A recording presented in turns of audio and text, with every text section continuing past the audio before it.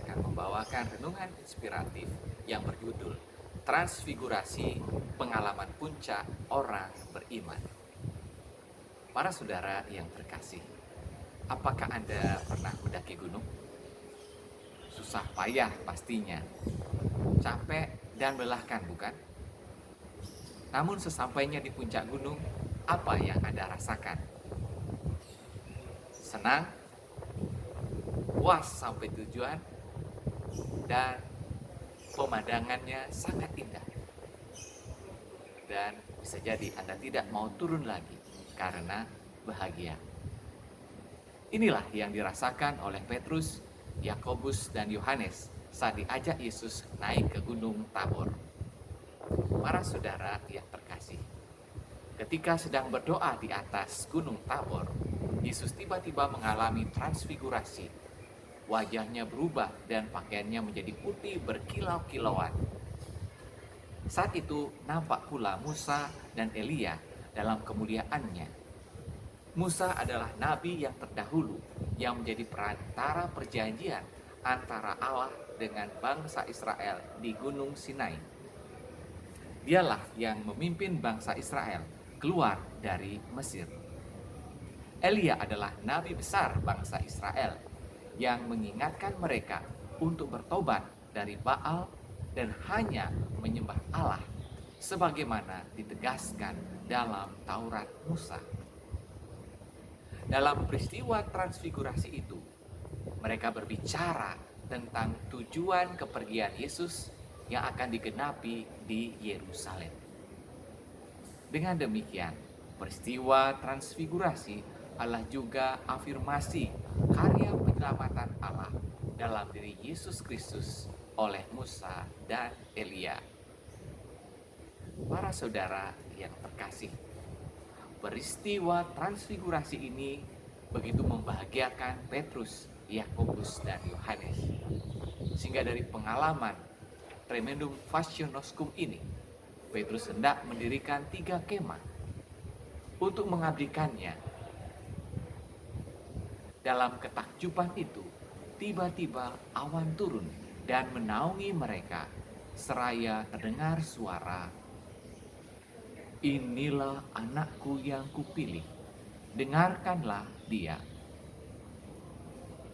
Peristiwa ini menjadi momen permakluman keilahian Kristus yang dinyatakan oleh Allah sendiri yang telah disampaikan sebelumnya oleh Musa dan Elia. Peristiwa transfigurasi ini menjadi momen penguatan bagi para murid untuk tidak ragu mengimani Yesus sebagai Allah dan guru mereka. Peristiwa penguatan para murid ini adalah seperti peristiwa di mana Allah meneguhkan Abraham. Allah menerima kurban bakaran Abraham dengan menurunkan gelap dan cahaya api yang membakar persembahannya. Saat itulah Allah mengadakan perjanjian dengan Abraham bahwa keturunannya akan seperti bintang di langit banyaknya, dan kepadanya akan diberikan tanah air yang berlimpah susu dan madunya. Para saudara yang terkasih, para murid dan Abraham dalam bacaan suci Minggu Prapaskah kedua ini mendapat apa yang disebut dengan peak experience atau pengalaman puncak. Pengalaman yang meneguhkan diri mereka sebagai orang-orang yang dipanggil Allah dalam karya penyelamatan. Dalam kehidupan, pengalaman puncak akan memberikan peneguhan dan kepercayaan diri.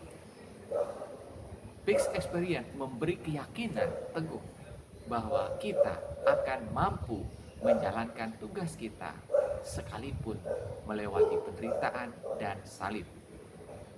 Asalkan kita setia mengandalkan Allah dan mendengarkan firman-Nya.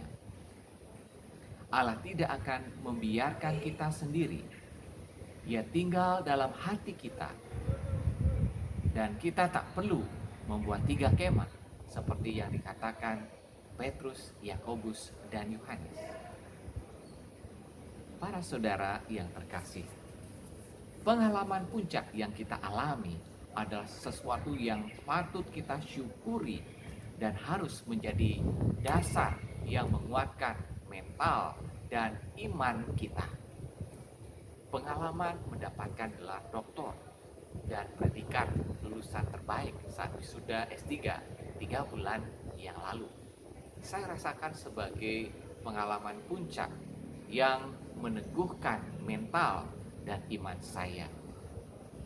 Saya disadarkan untuk tidak terus tinggal aman dan nyaman. Tidak perlu berlama-lama dengan euforia dan kebahagiaan ini. Tetapi saya harus turun dan menjalankan tugas saya. Saya harus mulai memikul salib bersama Yesus dan mendengarkan firman-Nya. Pengalaman puncak seharusnya membuat saya tidak goyah dalam segala tantangan dan kesulitan yang akan dihadapi ke depan. Bagaimana dengan Anda? Apakah pengalaman puncak Anda yang bisa menjadi dasar bagi perjalanan hidup Anda?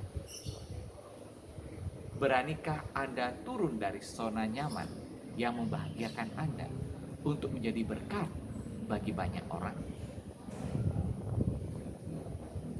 Para saudara yang terkasih, jika Anda terinspirasi dengan renungan saya, dan jika Anda berkenan, silahkan tekan tombol like dan subscribe untuk channel saya ini.